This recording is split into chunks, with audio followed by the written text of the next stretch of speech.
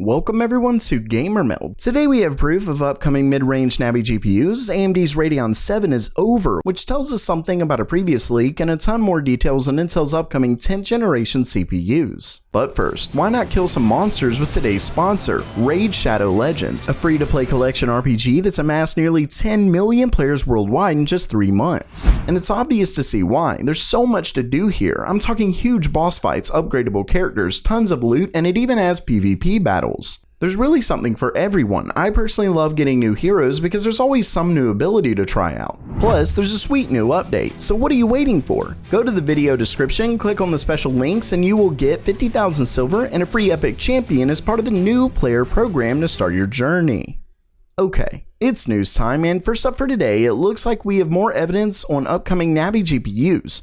For those who didn't see my video on it last month, basically, Komachi found a new filing from AMD's board partner Sapphire. It was for a ton of RX 5000 series trademarks at the EEC. Well, today it looks like they're coming sooner rather than later, as Komachi found the first new Navi GPU. The card was found on CompuBench, and it references a 24 compute unit GPU. Obviously it shows 12 here, but according to Komachi, RDNA GPUs are shown with half the compute units for whatever reason. And that makes sense, because this is a discrete GPU. What's just as interesting is that from the device name, he's able to gather that this is a Navi 14 GPU. It also appears to have 4 GB of video RAM, but that's not guaranteed. Still, with this information, it's clear AMD isn't done with first-gen Navi just yet.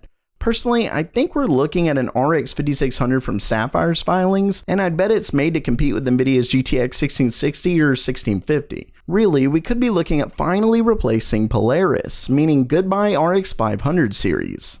Oh, and guess what? We may also be looking at the higher end of that filing by Sapphire, in a story that was originally published by the French site Cal Kotlin and later picked up by Video Cards. It looks like AMD is done with their Radeon 7 GPU. Apparently, while touring some hardware shops, Cal Kotlin noticed that the Radeon 7 wasn't referenced much at all. This got them asking, and apparently the Radeon 7 GPU was given the EOL, or end of life status, about a month ago by AMD. That means the company has stopped production and will slowly begin phasing the GPU out, and that's some really great news, at least for those who didn't purchase the GPU, because the Radeon 7 was really nothing but a stopgap for Navi. It was literally a repurposed Instinct MI50 to get something on the market to compete with Nvidia's RTX line, so it doesn't include the new RDNA architecture.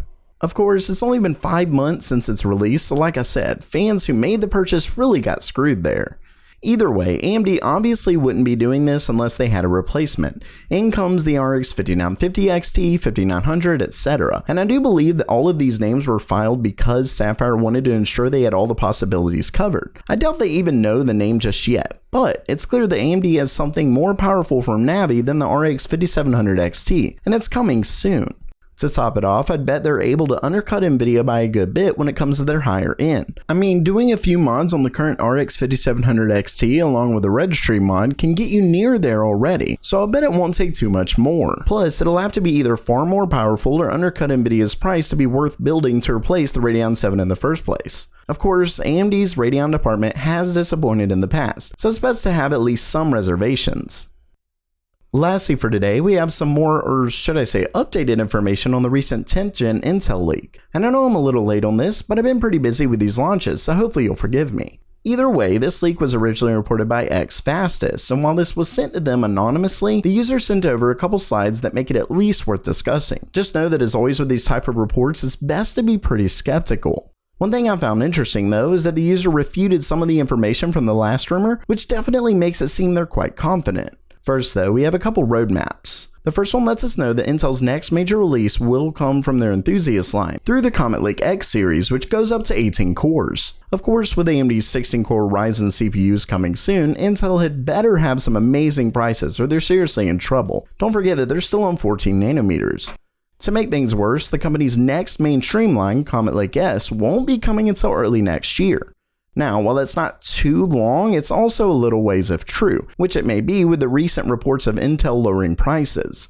Now, when it comes to Comet Lake S itself, according to this, Intel is moving up to 10 cores, but the new socket isn't the 1159 like the first leak said. Instead, it's apparently the LGA 1200. What sucks is that still means a motherboard upgrade. Lastly, if we look at the diagram sent, you can see the chip communicates with the 400 series chipset over a DMI 3.0, which apparently communicates at around the same speed as PCI Express 3.0 times 4. So while that does it for today, let me know what Navi GPU you're looking forward to down in the comments below. And if you liked the video, definitely make sure to subscribe. And as always, have a great day.